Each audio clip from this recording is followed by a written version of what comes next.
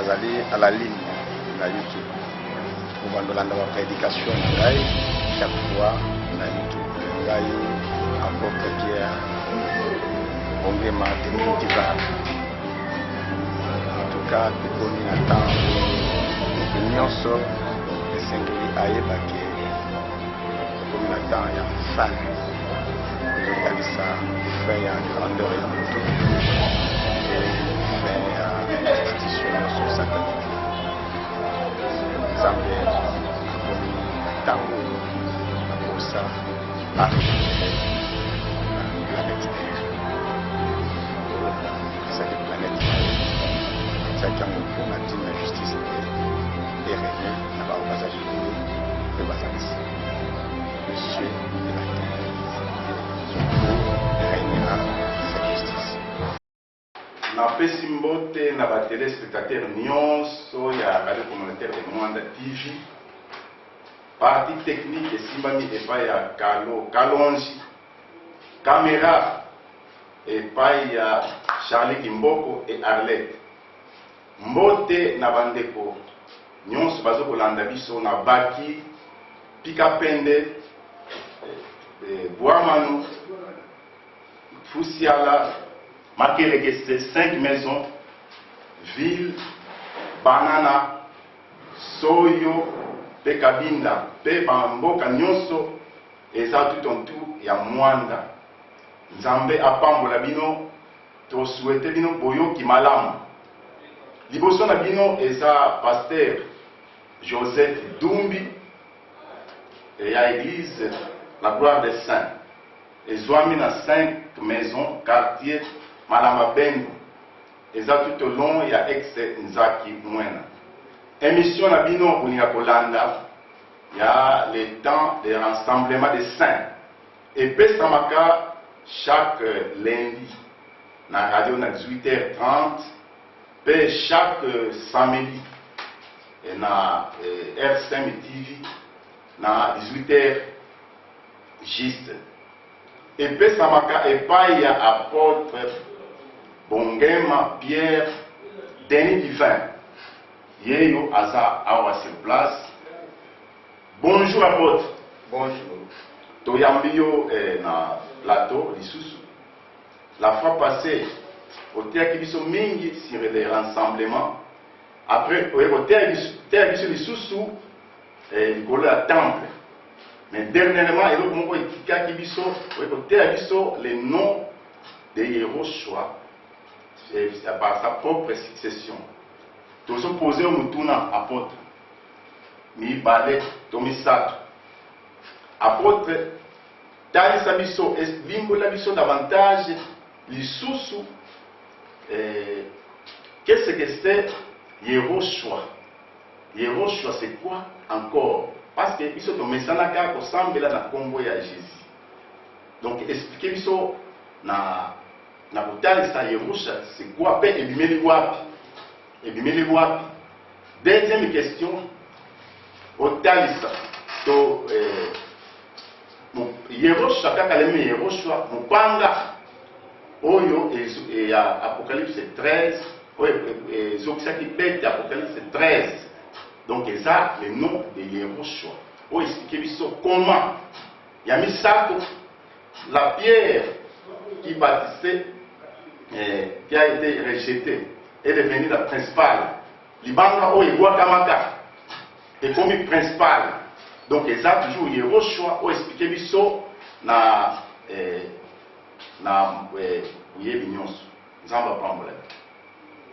Merci, pasteur Joseph Dumbi. Merci Naba Onyoso Baza Kolanda Biso. Merci na RSM. Oui, avant que tu répondes à ma question, tu allais kokende kobonde. Merci Yehoshua Amashia, Seigneur Dieu Tout-Puissant. Ezata munayo pesibiso nzela ya kusolola eza etinda nayo pesibiso topesio merci kamba biso atanke hôtel nayo sa volonté nayo utatangu tobonde tobi amen. Amen. Otuni biso mutuna pona tina likambo etali Yehoshua. okunikiso lisusu soki yango ezali mopanga olobi lisusu soki yango nini oyo elingi kotalisa ntango balobi likolo na libanga oyo ebwakamaki na batongi yango nde ekomi ya liboso. Na mokuse tozali kokende koloba likolo na Yehoshua kombo oyo pe tozali kokende koinsiste mpo na ntina na yango po ntango na yango nde ekoki. Ntango ya kombo oyo Nzambe azalaki kozela azonga na ngbende ya kembo na ye, na ngbende ya bosembo na ye, po ete kuna nde akozongisa nyonso na ordre na ye. Nyonso oyo esalamaki na eklesia ezalaki nyonso kozela ntango. Bongo moto akoki komema likambo oyo kaka soki Nzambe atindi ye, akotinde na makoki po ete kombo wana yango etalisa susu makasi ya Nzambe na mokili. Ekoki plus jamais kotambola na kombo mibale bazotanga Yehoshua kote buso bazotanga Jésus-Christ. C'est pourquoi tolingi kotalisa ete kombo oyo ezali Nzambe nde ye moko ayaki na mokili. Pe ye liloba na Nzambe nde alataki yango. Na nsima nzoto ekumisaki ye Nzambe nde liloba alataki nzoto kombo oyo. Na se na lola kombo oyo bayekoli batambolaki nango, kombo oyo bayekoli bakambaki eklesia pe batambolaki na bavoyage missionnaire ezaki kombo ya Yehoshua. Kombo ya Yehoshua Hamashia, parce que Hamashia ha ezali kaka Nzambe ye moko, souffle de justice. Hamashia ezali motindami ye moko ake na mission nde omonaki ebenga yaki kofanda likolo na Yehoshua mpo na kosala mission wana kutu kombo nano babongoli yango te, parce que kobongola yango ezalaki mayele mabe ya molili ya Satan. Yango soki tolingi koyeba yango nde okoyoka tokoki kozonga mwa nsima na ndenge prophète Daniel amekaki Nzambe akende kosola na ye. Soko kotanga komona na Daniel 7, Daniel 8, Daniel 9, Nzambe aza koloba likolo na likambo etali vérité ekobwakama na mabele. Nzambe aza koloba likolo na temple ekozala renversé. Awa Nzambe azalaki koloba likolo na dernier pouvoir oyo ekokamba mokili, oyo esengeli azalaki na mission ya kofaire précipiter kokweyisa basali na Nzambe, kolongola bango na esprit ya consécration te bamibonza te mpo na ntina Nzambe, kosilisa mbeka likolo na hotel ete bato bakoka komema mitema na bango te ete yango nde ezala kotumbama na miso ya Nzambe. Azalaki na mission ya kolongola mbeka wana, ye azalaki na mission wana ya kolongola bato baza na présence ya Nzambe ete bakoka te. C'est ça mosala monene au diable Nzambe atalisaki déjà Daniel. Makambo tozokomona lelo eza makambo ezalaki déjà Nzambe asololaki. Même ata plus tard ntango Nzambe azosolola na Polo mpo ete ayebisa église ya barome na Rome kuna, bandeko bazalaki na église ya Rome, amekaki koyebisa bango te kanda ya Nzambe ezali kotalisama likolo, eza kotalisama na lola, eza kotalisama na trône ya justice ya Nzambe, kouta na trône ya justice ya Nzambe, kanda eza kotalisama likolo na injustice oyo bato bakangi basali ete bakanga vérité captive. Liloba ya Nzambe Yemoko Yehoshua en tant que vérité, nde ayebaki koyebisa biso ete libanga wana vérité ye Nzambe akobwakama na batungi kasi akokoma principal. Mais ezalaki oyo Nzambe déjà alobaki yango na Daniel. Na Daniel 8 soki okotanga okoyoka Nzambe ndenge aza koloba likolo na corne oyo ya moke oyo ebimaki na corne mosusu po ete ezalaki etumba mibale entre bélier na bouc. Mais bouc oyo azalaki korepresente empire grec na premier roi na ye babengi Alexandre le Grand. Ce jeune homme oyo aconquéraki monde tina Inde mpe imposaki langue grecque ekomaki langue internationale. Na ntango asalaki succès na ye après ye bokonzi ne panzanaki 4 généraux babimaki mpe bapanzaki bokonzi. Mais na moko na bango nde sika pouvoir oyo ya suka eyebaki kobima. Tala pouvoir ya suka yango nde esangisaki makasi nyonso oyo babengi 4e bête, 4e pouvoir oyo diable oyo dragon apesaki makasi po ete mission ezalaki moko kofaire précipiter basantu balongwa na présence ya Nzambe, balongwa na présence ya Nzambe. Alors pour la kolongwa na présence ya Nzambe, il faut kolongwa na bango sacrifice. Sacrifice ezali vie oyo mutu azali aza komi bonza atiki ete Nzambe akamba ye azo vivre vie ya kotalela Nzambe oyo babengi yango ya bapasoli nzela ya foi apostolique. Bato batiaka elikya na nkolo mpe babikaka kondima batalelaka kolo. Eloko wana ezalaki etumba makasi parce que église ya liboso bazalaki kobika foi apostolique, foi ya Abraham, foi oyo bato bazotalela kolo mpe bazosala mosala na motema mobimba mpo na ntina na kozongisa mitema bato epanza. Bazalaki puissamment maloba Nzambe ezalaki kotambola na nguya mpe na makasi nyonso. Yango nde ezalaki épée vérité na kombo ya Yehoshua. Nde Apocalypse 13 azotalisa biso comment bête wana, parce que bête wana azali corne ya suka po ye asangisi makasi nyonso. Oza kotala forme animal wana to nyama wana okomona aza na caractéristique ya lion, aza na caractéristique ya léopard, ya ours. Soki otangi na Daniel 7 okomona te lion azali empire babylonien, ours azali empire oyo azali médo-perse.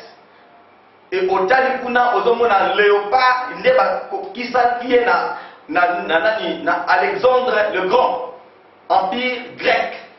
Mais ye asangisi makasi nyonso nyama wana na Apocalypse 13 azobima azali na mino makasi ya lion, azali na bapati na ye ya ours pe azali forme ya léopard. Yango moni Daniel 7 aza kopese un animal extraordinairement fort.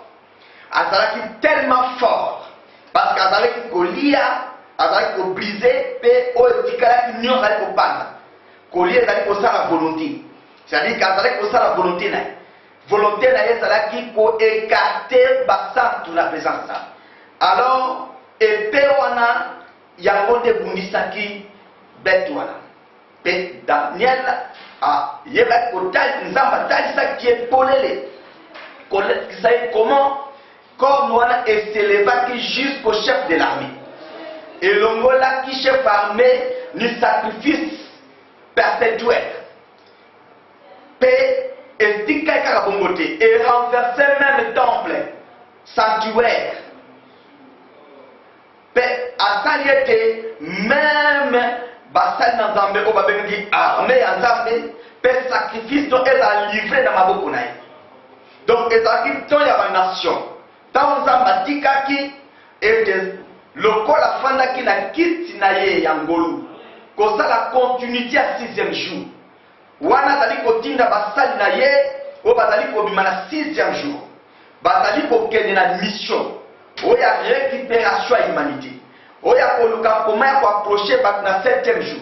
Pourquoi? Parce qu'entre 6e jour et 7e jour, et ça dit ton Olonzamba qui va s'approcher dans le 7e jour, le jour du Seigneur. Et ça dit tellement important. Alors, afin d'être esclave, il y a propre temps dans la Kiti au Babel Yangoulou. C'est-à-dire, attaché à l'humanité. En tant que fils, ça dit fonction attaché à l'humanité, azalaki kokende koluka bakitani naye. Alors ezalaki ton moko makasi mpona tina nzambe oyo esengelaki makasi apesaki, esengelaki azwa bato oyo bakokitani na mosala. Et alors esengelaki bato bakoka komibonza. Mission ezalaki ye moko na souffrance mpe bato oyo atindi bayeba ete bakokabola même souffrance wana, parce que ezali ntango etumba ya koluka kobenda bato kopusa bango pembeni na nzambe. C'est ce qui se faisait déjà dans l'église évangélique. Bazalaki bato balukaki mbongo te, bazalaki bato bayaki mpona kozwi te, balukaki balimousine te to balukaki te bacheval oyo atalo wana po ete batambola likolo nango, balukaki misolo te, balukaki te kozala lokumu, mais balukaki grandeur nde ya nzambe, balukaki nde monene nde ya kolo, bazalaki komema mitema bato nde epai ya nzambe. Véritablement lokola bazalaki bahotel, mbeka ezalaki kotumbama likolo te, mbeka ezalaki kotumbama likolo te. Et lokola mbeka ezalaki kotumbama, mitema bato ezalaki toujours vivement touché. Pourquoi? Parce que bazalaki toujours koluka koyeba vina bango ndenge nini ekoki kotambola elongo na lilobo bazalaki koyoka. Et vérité ya nzambe epe atikaki bato te, même bakonzi ya mokili, même bato nyonso eza banganga nzambe. Pourquoi? Parce que toza komona ndenge Paul aza kocomparaître liboso ya bakonzi mpe na elobeli o sagesse oyo moto azalaki na makoki ya kokoka kote. C'est-à-dire que basalaki bao bazalaki préparé mpona komema betu oyo na kozoka mpe mpona libela. Mais nzambe ye moko alobaki, kolo ye moko deja amonaki. Parce que epe wana lokola ndako oyo nzambe alataki, temple oyo nzambe ye moko alataki, bonzambe oyo ye moko nzambe apesaki kombo, yango ezaki kosala mosala. Mais déjà baza koyebisa biso mission oyo ya 4e pouvoir. Azalaki kokola 4e pouvoir, azalaki kokola nona makasi ne moko, mais dragon nde apesaki makasi. Otali Apocalypse 13, ozali kotanga ne bandeli, oza koyoka ete dragon akamataki grande autorité na ye, trône na ye, pe puissance na ye, apesaki yango na bête oyo abimaki na ebale. Donc azalaki kokola na makasi na ye moko te. Et ce pouvoir empire-romain akolaki na makasi na ye te. C'est confirmé dans Daniel 9. Et corps wana ekolaki na makasi na yango moko te vers la fin. C'est-à-dire que ezalaki kokola makasi ya diable. Et puis ye nde moto apesaki système comment kokende komema centre na niveau wana et korenverser. Et inspiration pour changer même combo et outaki na diable. C'est pourquoi déjà temple tant bazwa temple ezali temple sami na maboko na bato te. Temple bazali ko ba sanctuaire ezali Yehoshua ye moko, nzambe ye moko. Pourquoi? Parce que le modèle du temple yaki na mokili pour que mokili ebako yeba kolata modèle wana ya temple. Alors que temple wana ezaki parole ya bimaki, parole wana ezalaki na makasi ezalaki kotika bato kimia te, yango etambolaki na kombo ya Yehoshua. Mais déjà programme ya diable ezalaki kojeter la vérité par terre. Sokotali Daniel 8, Corne a jeté la vérité par terre et il avait réussi dans toutes ses entreprises. C'est-à-dire que tant où à moi qui vérité, peut andi kokende liboso. Et Apocalypse 13 azali koloba et tant où balongola ki yango. Yango ezokisaki betu wana makasi. Mais tant où balongola ki yango, mbala moko betu wana zombaki na makasi, pe mabota nyonso ekomaki derrière la bête pour la adorer, pour la kokumbamela ye. Et il y a une mission diable à Ngaki. Et ce qui te a comment la vérité là qui j'étais par terre, quand on siège à l'Obatiango. Que vérité ou évoquée Nabaton Yangonde est ma principale. Yangonde est ma justice. Donc, on a comme on attend dans Daniel 9. Nzambe aza kolobali kolona justice éternelle. Pourquoi? Parce que justice éternelle est ça la makana trône yangoluti. Mais est ça la makana nation. Parce que Sion elle est reine la justice. Donc déjà ça passe selon Daniel pour la reine la justice. Et si quand l'établissement est au salma, mais la tangue la possible. Dès qu'on a Daniel 9, va ça expliquer. Zambada ko solo na Daniel na nzela ya Gabriel. Koye bisaye comment na tangu yango ekozanga maeke mopakolami akozanga mokitani. Deko kokitanisa kombo wana te ya mopakolami na kombo mususu. Jamais. Ekozanga mate na etako wana na tangu yango. Pourquoi pas que les temps bon Zambé à faire cesser transgression, à mettre fin à péché, à expier iniquité. C'est la carte ya bon moya moto mutako bunga sun Zambé. Mutako tango la soute la hypocrisie. Mutako bebi sa su bon moya été. Mutako bunga sun zela Zambé. Donc comme Yehoshua est tellement important. Tellement important, bien aimé. Et ça a une importance moko, on s'appelle ça le bakiango. Le ouin n'aura point de successeur. Ouin ozanga oyo akokitani. Mais tout le monde comment bakitani saki yango, tant va traduire yango. Tant va traduire yango, pe makas oyo lo lenga za batambolaki. Na basaki naye. Na église à liboso ezala ki soute pe objectif ya corps objectif ya dernier pouvoir romain oyo l'inspiration ya ko coincer église et utak na diable pour na tina yete ayeba kete na sima ya royaume peut s'établir éternellement ezali koya nandela wana à qui qu'on permette et que positionnement église ça. Alors pour que positionnement ça il faut déjà pour que nous renverser plan et rédemption. Renversement et plan et rédemption, tout y a plan et sali et ça na katia Congo. Les salis et ça na katia Congo. Temple mobimba ngwana. On s'en met à l'obaki. Et ça dit temple Otitus à Bomaki dans l'an 70. Mais temple véritable des alliés, comment il y a un balongolaki? Pourquoi il y a un monde de maki et église? Et dans la casse, il y a autant pour la nègre sengelaki. Tindena to moni marche église de comme na kokoso la passe. À cause il y a kolongola kombo ya ikocho. À cause il y a kolongola kombo ya ikocho. Alors que ça qui est déjà mission. C'est pas dans tout dans Daniel 8. Au Koyoka Daniel azali koyoka mongongo. Mosatu moko azali koloba. Pe mosatu mususu azali kozongisa. Azotuna ye titango nini sacrifice. Pe lisumu oya kopanza. Vision wana ekokokisa. Titango nini oyo temple. Pe basantu bakozala foulé au pied.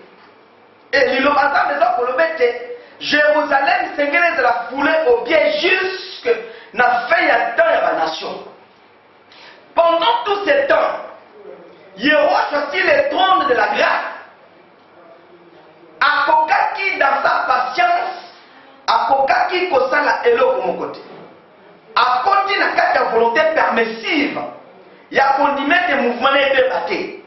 Ya ko accepter que kombo bato ba pesie akoka kofanda na nango.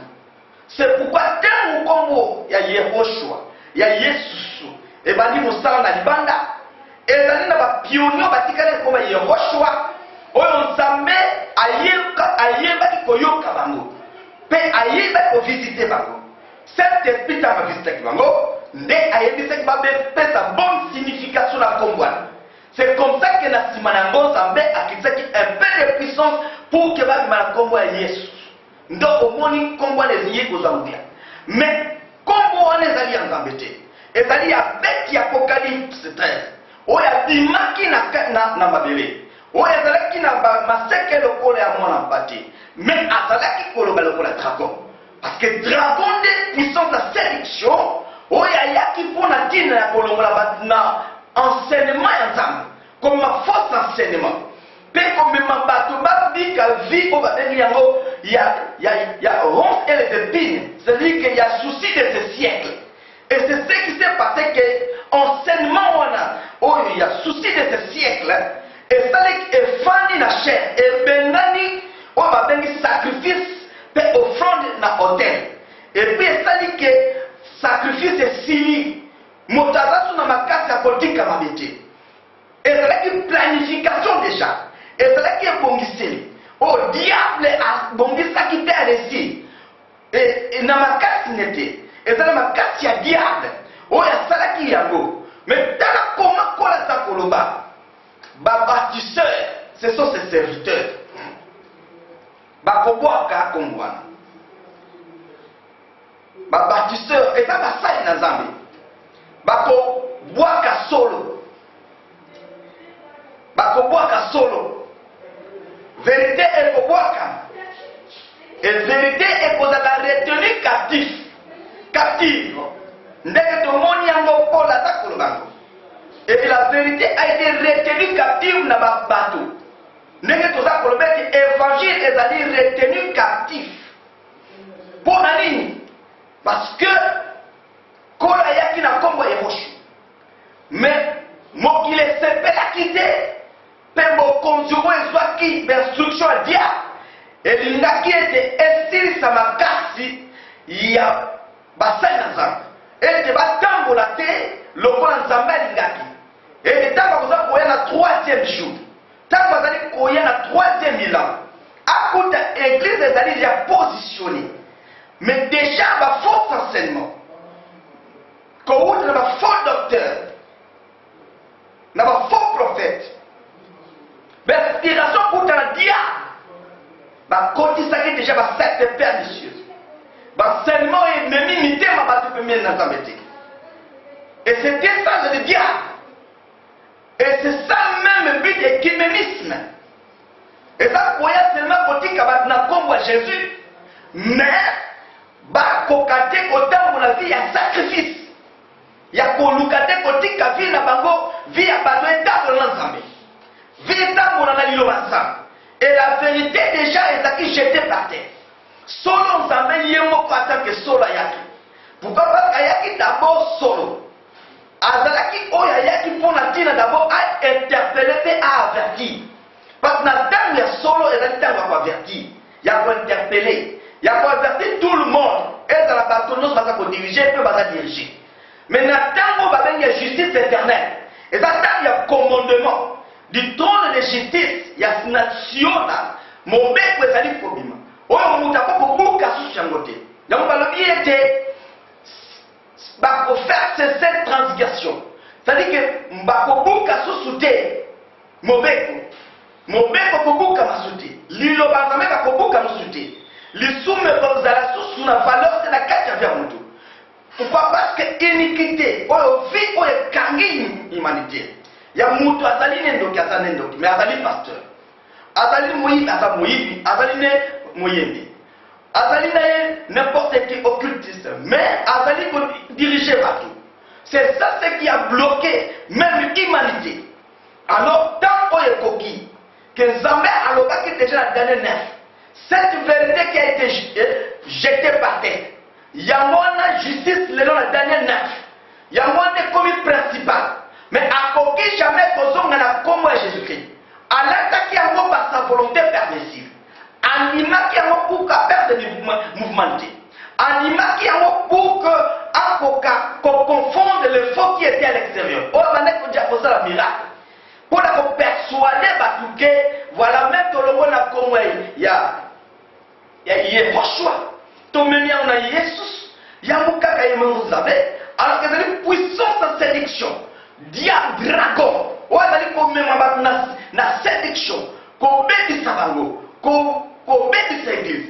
Et vérité, à kokaki te otambola na église à l'ongewana, na batalo lengwana. C'est pourquoi tant l'église est bandit et l'ongona ba oba bimaki na yeros na Jesus ou la signification que uta na ba yekonai. Pourquoi pas ça pèse qui bonne signification. Pe ba tombola ki kombwana. Pe zambe akiti sa kinguyana ye. Pe ba yekon ba bimaki siko, ba disciple wana, ba bimaki na kombo ya Jesus. Voilà bakokaki susute ko nzamba ko susute ko ninga a se glorifier sur la combo ya Yehoshua. Et voilà pourquoi pas ces kotaki et confusion contexte sur terrain. Vrai abandi ko sala bilebo pe dikamse. Faut pas aller sur terrain. Net au mona motil le long des années. Il y a le vrai, il y a le faux. Et ça t'a ma confusion. Le temps il y a rien à Sion, il y a Sion, il y a rien à justice. Et ça, c'est la confusion. Et ça, il y a différents niveaux. Et il y a pour que, à se glorifier, yémoko. À kumisama yémoko. Na kombo na yémoko. C'est pourquoi dans les neuf, alors que les ouins n'aura pas de successeur. Pe zamba nakaki. Nation to ba nation. On va contribuer à la masse. Na mabe, le Daniel 1 à Zakoloba. Zamba silikaki moke. Mais les nations ont contribué au mal. Et tant vous en dit kaki. Et ça cause la zengeni nzambe na tangu na ye. Ako fungula Siona, ako fungula Eden, ako fungula Canaan, ako fungula reine na ye ya justice. Na tangu wana elonga zako kita na makasi na ye en tant que chef de l'armée. Pour que ako kako ramene nyoso na obéissance na ye. Ba troupe non qui dispersé. Ralliement et Salama. Pourquoi pas Salama jamais la combo ya Jésus-Christ. Salama la combo ya Yehoshua. Pourquoi il a dit tant pour la justice là. On a rétablir la place pour la fossé. Parce que place c'est à dire que Élie on a place. Élie on a des endroits occupés. Ba fossé c'est à dire que Maboulou ou Timorama na carte la profondeur. Et ça fille a battu Timorama. Bah bon, il y a qui occupé par les diables. Mais ça va lui allouer à ça pour rétablir la place et la fossé. Vie à battu et Timo la manamade. Vie à battu quelle musique. Il y a beaucoup qui ça va lui et pour ça dans des temps fâchés. C'est dans le temps où il y a Kostilika. Pour la nuit Kostilika, parce que ça met à voir comment l'homme a s'éloigné. Dès qu'on a été retourné. Na moto oyo s'est détourné si profondément. C'est-à-dire que moto a comme fossé. C'est-à-dire que moto a comme place a occupé par les diables. Parce que comme ça a yépoté à rétablir moto. Mais à cause de ça, jamais rétablissement. Retourne à yé quatre na vie à moto. Jamais comme ça la mana combo est Jésus-Christ de Nazareth. Jésus-Christ de Nazareth a zongi na comme Yehoshua. Et ça tant il y a mon constaté. Pour que akokisa volonté dans la carte et ça tant ya mudute et ça tant on s'embête ailleurs qu'on fungula Eden pour accomplir sa volonté. C'est ça la pensée du Seigneur, c'est ça la volonté du Créateur. Yango nzamba dini yango tango ange Apocalypse 11 na 15e verset agandaki. Les reines des hommes est remis à notre Seigneur et à Mashiach. Et dans les temps où la nation va silikaki. Et dans les temps où va siliki. Et dans les temps où va boyaki. Et les hommes accordent la reine la justice. Batu va siliki. Ce qui est allé ma paix, et ça ma langue. Paix, c'est mon zambe. N'est qu'à côté la reine la justice. Et que ma côté ne se sépare. Mais pourquoi il faut se séparer? Mais pourquoi Basiliki? Et le matin avec les nations se sont irritées. C'est-à-dire que c'est là qui va vivre quand les places et les fossés. C'est là qui va vivre. Et l'autre comme même, biso siko, et tout de la rétablir, c'est le nom. Rétablissement, il y a Komboan.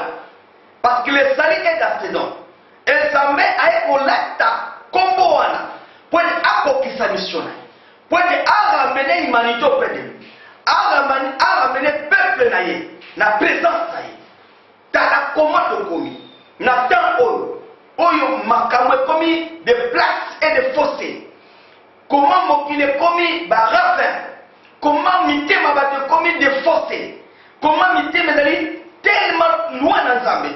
Bato bazo sepela kosala mabe.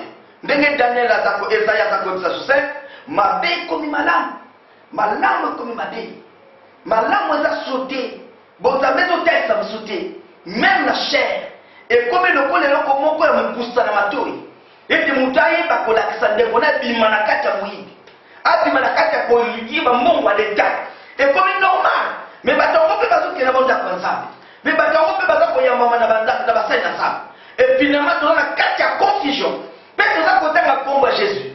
Peut-être ça kotanga yango. Alors que kombo wana na tango utai kolekeza na makasi. Wote kosala bilembo pe likamuse.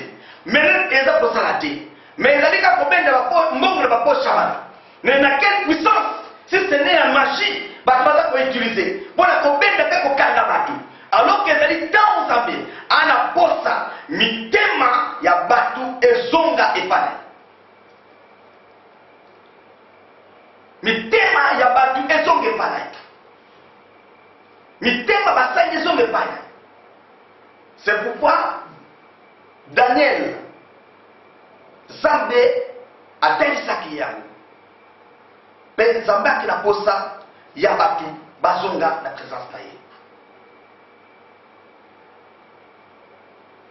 Le rétablissement de toutes choses. To retour ya batu na Eden po te dikukeza kufungwa. Toza na tango ya Apocalypse 4 efungwana. Porte na lola efungwana. Mongongo ezali kobima sikoyo ezali mongongo ya mikolo sango. Ezali tonnerre. Maloba ezali kosangisa maloba nyonso ya basakoli. Pona kokokisa mokano ya Nzambe. Yango ezali retour ya bato na présence na ye. Ekosalama jamais na kombo ya Jésus-Christ. Oyo ezali message Nzambe apesi biso. Atikaki yango par sa volonté permissible. Mais Nzambe azongi déjà la volonté parfaite. Azongi na kiti ya kemo. Na ordre suprême na ye. Ya ko rétablir justice na ye. Pour que mokili ebika kimia. Unité pe kimia. Azongi na makasi na ye. Alors ezali kosenga. Mota comprendre que tant tokomi na yango. Ezali tant ya ange oyo ya Apocalypse 11, 15e verset.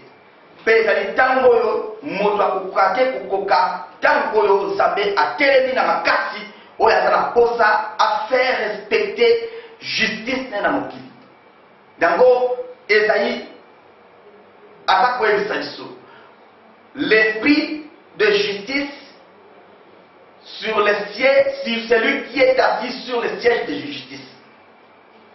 L'esprit de justice pour la moto afani na mbende ya bosengo. Tokomi na tango na yango. Molimo ya bosengo pour la moto oyo afandi na kiti ya bosengo. Ezali Nzambe. Pe makasi pour la ba oyo bakotindika moyiniti na bikuke na ye. Na tango makasi eza pa ya bato batakoyoka message à justice. Pour te batindika diable, pour te batindika mabe, bazongi sango wapi na kolo na yango. C'est ça la pensée du Seigneur. Esaïe 28, 6e verset. Esaïe tango Nzambe atteint la justice na ye. Parce que justice c'est les règles, ezali niveau. Donc Nzambe alingi siko a mesurer l'humanité batu. Pour te bazonga epanai. Akozonga jamais kosala musala yango ndenge asali retour na ye na mokili pona kokokisa mokano na ye akosala yango jamais na kombo ya Jésus-Christ. Aza kosala yango na kombo na ye Yehoshua. Parce que le oin oyo Daniel 9 asa koloba ezali Yehoshua oyo azaki pendu au bois bolungu pe 6e jour ekokisamelaki ye na Golgotha. Pe akende kosala continuité ya mission wa. Pe basali na ye nyonso batunaki na 6e jour. pour que bazali babengamaki kotindika batu komema batu kopusa bango pembeni na montagne de Sion, pembeni na montagne de justice, pembeni na reine oyo nzambe akofungula, pembeni na Apocalypse 4. C'est pourquoi yoki dernier verset Apocalypse 3 21 alobi ete celui qui vaincra, celui qui vaincra nakofandisa ye na ngai na kiti na ngai lokola ngai na longi na ngai na tata tofandi na kiti na ye. C'est ça la pensée. Ezali ntango nzambe azali koluka bokitani na ye po ete ye azonga na kiti ya nkembo, akoki jamais ntango azonga na kiti ya nkembo na reine de justice kozonga na kombo ya Jésus-Christ. Parce que ezali marque déposé bato bapesi nzambe, ezali elamba oyo bato balatisi nzambe, ezali marque déposé, ezali oyo nzambe ayaki nango te, parce que Yehoshua ezali Yahweh aye kokangola. Alors afandi akangami na nzete, représentation ya humanité pour abikisa humanité. Ndenge tolobaka ete nzambe akoperdre mutu te, mais nzambe akoyeba kozala glorifié par la justice et akozala élevé par le jugement pour que a ramené paix, unité dans le monde. C'est pourquoi nzambe azongi na kiti ya bosembo na ye pour asala volonté na ye. Ezali message oyo esengeli moto nyonso akoka koyokanga mpe ayeba ete ntango esili oyo tozalaki kopiétine vérité mpe tobwakaki yango à cause de la fausse enseignement. Il y a les soucis de ce siècle, il y a la gloire de ce monde. Pour la tine na biso, l'intérêt na biso. To sali bisika nga batinda ki biso ba société na biso. Mais alors que ça marqué la maison bateau va marcher. Et alors le la temps esili, patience ya nzambe esili. Colère ya nzambe ezali remède. Aza susu na kiti ya ngolu te. Po ete bokitani sala. Liloba nzambe akokisana. Po ete esengeli liloba nzambe akokisana. Pour que nzambe azonga mpe akokisa volonté na ye. Akosala yango kaka ntango akoti na 7e jour. Pourquoi? Parce que kuna ezali ntango ya chevement ya programme na ye. Ntango azali kosilisa mosala na ye oyo abandaki baki kosilisa ya ezali kaka la première et la seconde venue. Et tozali na ntango ya phase publique ya kolo oyo aza na besoin azala glorifié na kombo ya Yehoshua po arétablir toute chose na makasi na ye na justice na ye ete mabele elaka kimia nzambe abengama arbitre des nations, terroriste des nations. Pourquoi? Parce qu'il faut semer terreur. Bato esengeli bakima sikombango, bato esengeli bakota mbango, bakima kokota na madusu, bakima kanda ya nzambe. Ezali ntango nzambe aza komema détresse na mokili po aréveille bombo ya bato. Yehoshua azongi po aréveille pensée ya bato ete akose glorifier plus jamais na kombo ya Jésus-Christ, mais azongi na kombo ya Yehoshua Hamashiach pour être assez glorifié. Bien aimé. Otoza koloba ezali makambo za kati na biso nzambe atindi mpe oyo alingi te toloba mpe toza koloba ngo eza ntambi ya nzambe oyo mutu nyonso esengeli acomprendre mpasa nzambe ezala mokonzi ezala motu na se ete justice ya nzambe eza ntango nango ekoki ezali ntango nzambe aye na makasi mpo na ntina na koyeba korendre comme une balle la statue de Nebuchadnezzar po ete règne ya motu eza sute grandeur ya motu ekoki explique jamais persécution satanique eza so na makasi te mokonzi atelemi na makasi nyonso bokonzi moko te eza na makasi ya kotelemela nzambe na ntango oyo parce atelemi na makasi ntango ezali kodépendre na moto te eza kodépendre na pouvoir ya mokili te na pouvoir romain te ya puissance anglo-américaine te ezodépendre na nzambe pourquoi nzambe aye kosekwe pour la seconde fois le ciel et la terre eza toza na ntango nzambe aza koningisa ezala bato bazali kokamba ezala bato bazali kokambama ezali ntango ya kolo nzambe alakaki yango tozali na ntango nango ya ainsi soit-il. Une fois ayebaki koébranler la terre mais lelo azali koébranler et les cieux et la terre. Pourquoi? Parce que justice na efai régner na kati ya bomoi ya bato esengeli justice na erégner na kati ya mokili planète terre esalama na nzambe moko pour que justice na erégner oyo bazali kokamba mpe baza kokambama batambola bosembo ya nzambe soki moto alati bosembo ya nzambe akotambola na droiture na aliment akosekarte te na ligne ya devoir na ye azala mokonzi C'est ça la pensée du Seigneur. On a dit parce qu'elle a dit justice ensemble. Elle a dit manteau de justice. À ne s'écarter jamais dans la ligne de devoir.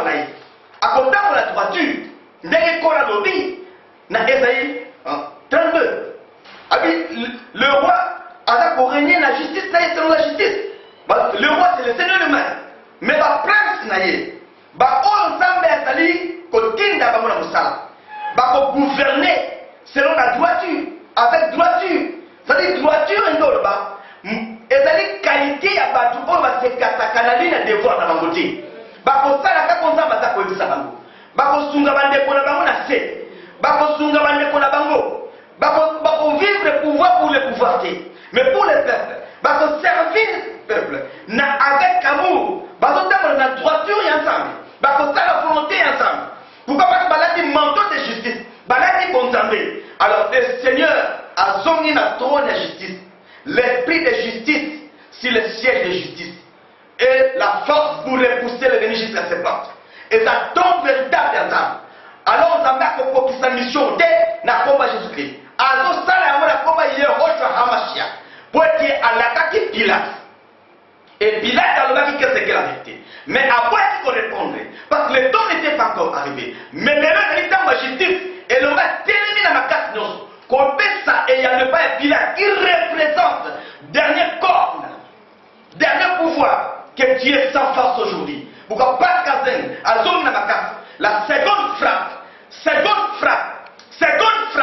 et ça dit frappe peut-être comme la bête, il faut qu'on mette pour les là. Et ça y va 7-1. Parce que première frappe, Bakubalokoli épée. Première frappe, Bakubalokoli épée. Vérité, Bakubalokoli captive.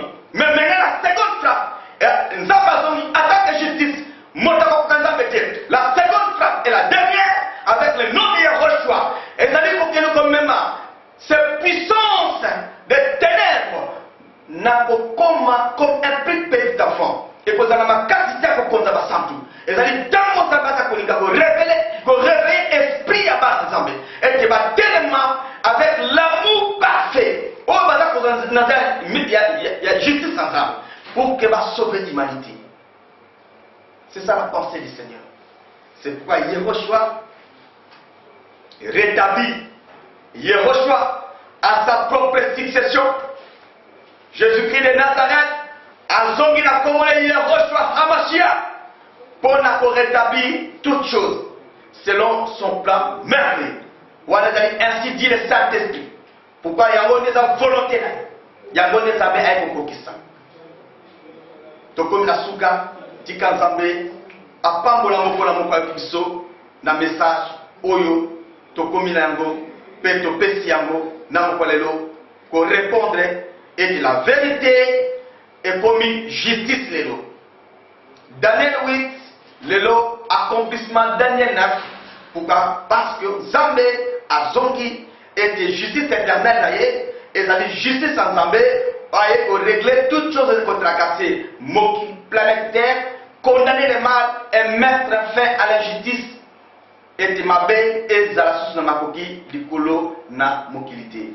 Et que le diable a lié pour des temps indéfinis, pour 1000 ans. C'est ça la pensée du Seigneur. Dikantambe apambola mokola moko. Numéro de son téléphone, ils ont dit 0421 86 27 385 081 86 27 385 Zambé apambola moko na moko.